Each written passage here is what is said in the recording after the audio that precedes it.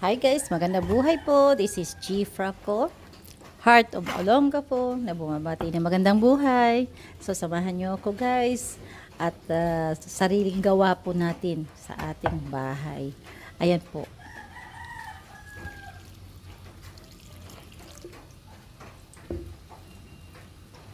Medyo short na po tayo sa budget guys, kaya talagang kailangan nating tumulong para matapos ang ating mga gamit sa kusina, tulad ng lababo, pagtatiles. So yung kaya lang po natin ay ginawa na po natin. So ayan guys.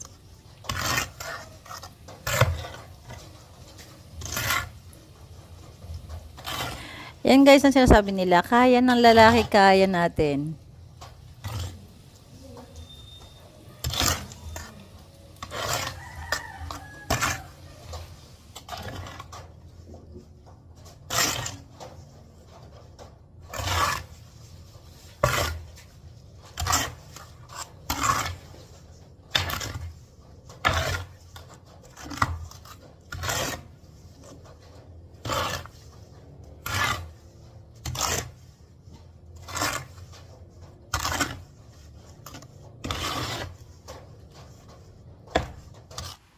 So guys, ayan, update sa ating trabaho dito sa ating kitchen. Ayan.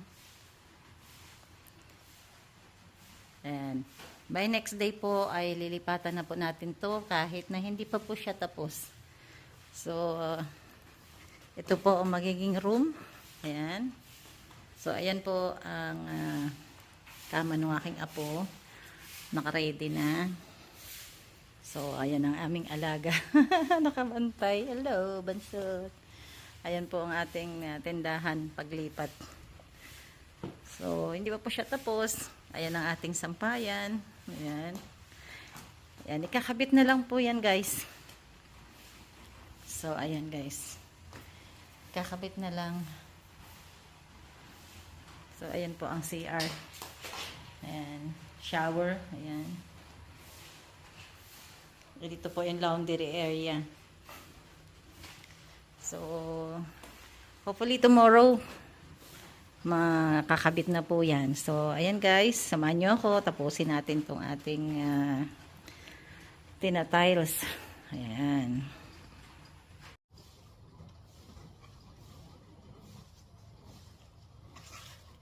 Ayan, nahihiya kasi ako guys, kaya bihira ako mag-video.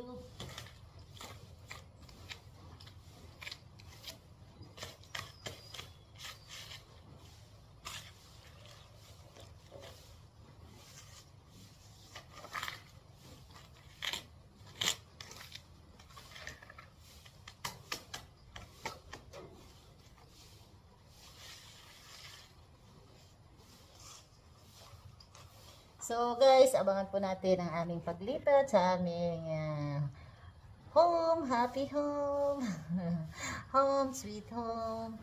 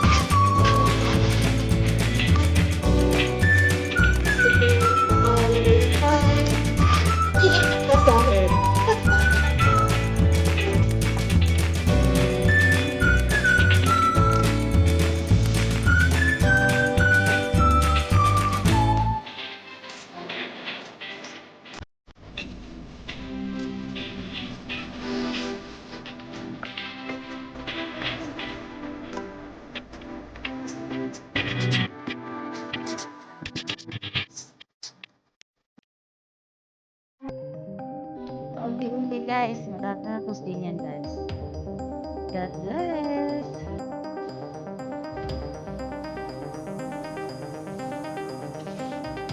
Yan, naiiyak siya, guys.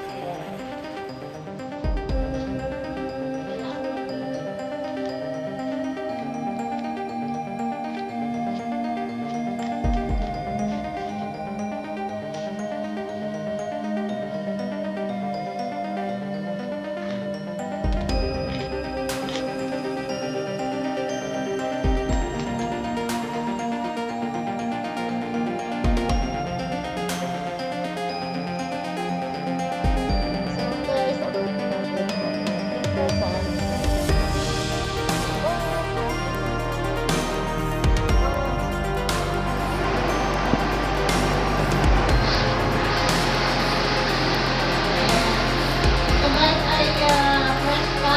So, pinapatuloy ko ng bahagya ng sponge. So, yun guys, tapos natin ilagay ang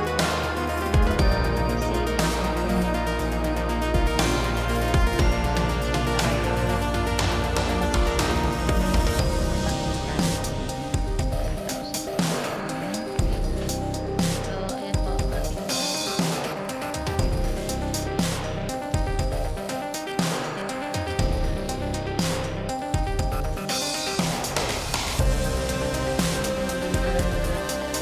Din lang po yan kasi na hindi pa nga po tapos.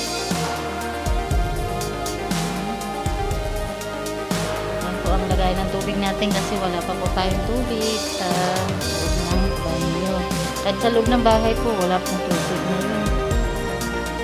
Bali, ayan po, may mayroon tayong mga drum. Ayan. Mula sa labas po ay tumutulo para pumasok sa loob ng bahay. Ayan po, kung mapapansin nyo ay lupa pa po yung ating floor. Ayan. At inaayos pa po. So, ayan po yung ating kitchen. Hindi pa rin po tapos, pero pwede nang tirahan. So, ayan yung kwarto. Nandiyan kaming tatlo ng aking anak. Ito yung maliit na sala namin. Hindi pa rin po tapos. Nilagyan lang po ng linoleum na maliit. Ayan. Andito po yung isang kwarto na ginagawa pa. Ayan. At ito po yung isang kwarto para sa isang anak ko, sa mag-asawa. Ayan. At nandito lahat ang ating mga stocks.